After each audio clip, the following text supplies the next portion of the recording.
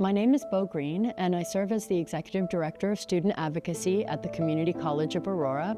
Colorado is experiencing for many years now an affordable housing crisis. So housing is one of the priority concerns of many students. If you work in a minimum wage job, it can take 90 to 94 hours per week to afford a 2-bedroom apartment in the state of Colorado. So that is one of the areas that definitely can impact a student's success. Also, food security. We have surveyed student basic needs, and what we found was that 64.1% of our student body experience food insecurity. So that means that the food that they purchase doesn't last. Even when they have government benefits, that does not cover the costs of a household's meals for the month.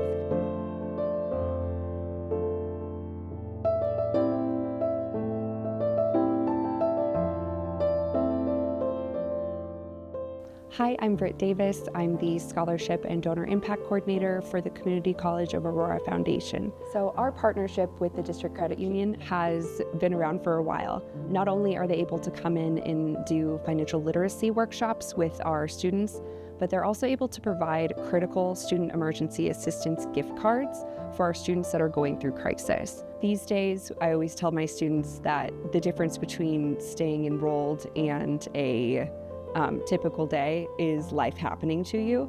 So whether it's a popped tire or a dead laptop, these student emergency assistance funds really do mean the difference between a student dropping out and staying enrolled and ultimately getting that life-changing degree or certificate.